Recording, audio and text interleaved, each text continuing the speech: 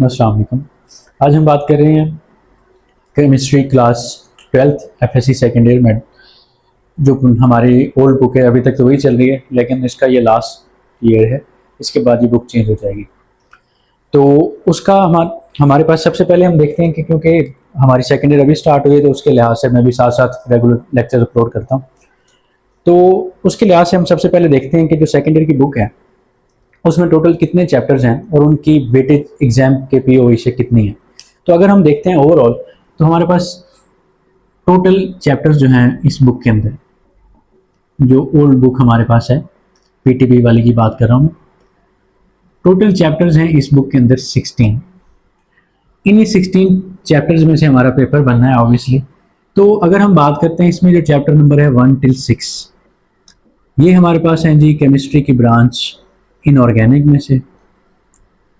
ये सारे chapter inorganic हैं और मोस्टली इसमें आपको पीरियोडिक टेबल को देखने को मिलेगा। पीरियोडिक टेबल के ग्रुप्स के ऊपर आपके पास चैप्टर्स बने हुए हैं और ये थोड़ा सा कॉम्प्लेक्स भी समझा जाता है।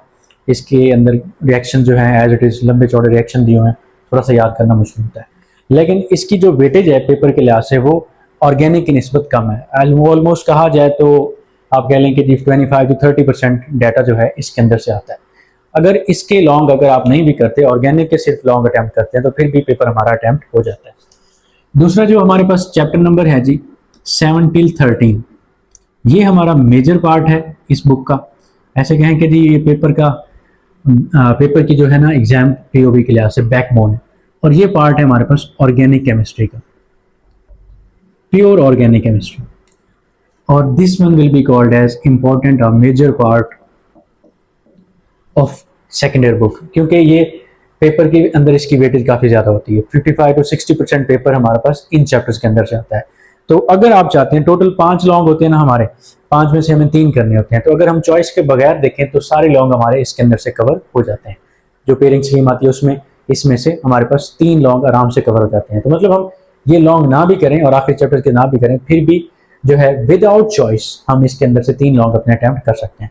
लेकिन अगर आप चाहते हैं कि आपके पास चॉइस हो, मतलब आपको कोई अगर एक आध क्वेश्चन भूल गया, तो फिर आपको बाकी चैप्टर्स का एक आध लॉन्ग अटैम्प्ट तैयार कर लेना चाहिए। बाकी है जी हमारे पास चैप्टर नंबर 14। अगर हम इसकी बात करते हैं तो ये है बायोकेम का पार्ट, बायोकेमिस्ट्री। उसके बाद है, अगर हम बात करते हैं चैप्टर नंबर 15 की, तो ये हमारे पास होगा जी chemical industries. Obviously it will be from industrial chemistry.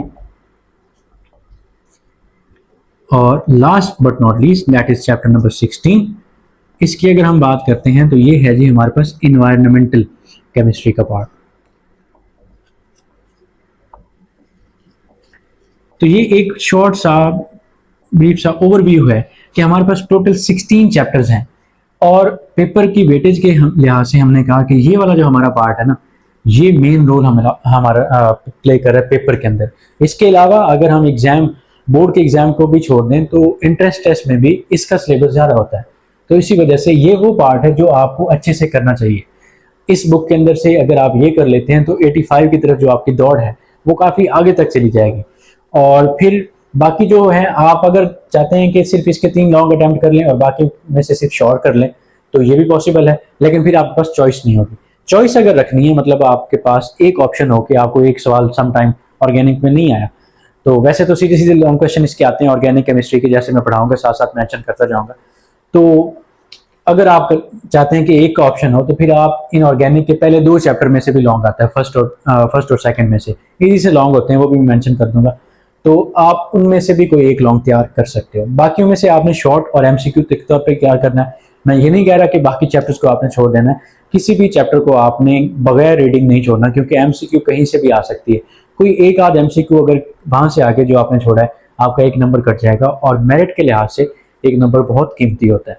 तो आपने कोशिश करनी है कि ऑर्गेनिक को मेजर रख के, बैकबोन समझ के पेपर की इसको अच्छे से प्रिपेयर करें और बाकियों को नजरसानी करें, मतलब इनको भी साथ साथ लेके चलें, लेकिन लॉन्ग के लिहाज से इन पे ज़्यादा फोकस करना है।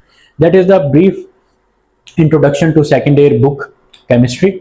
जिनका फर्स्ट लेक्चर है तो पहले उन्हें ये ओवरव्यू का पता होना चाहिए। दूसरा, आपको पेपर पैटर्न का पता होना चाहिए। पेपर हमारा वही जैसे फर्स्ट ईयर की पेपर स्कीम थी, 85 नंबर का होता है। उसमें MCQs number, short question number, long question as it is होते हैं, वो बिल्कुल भी चेंज नहीं होते।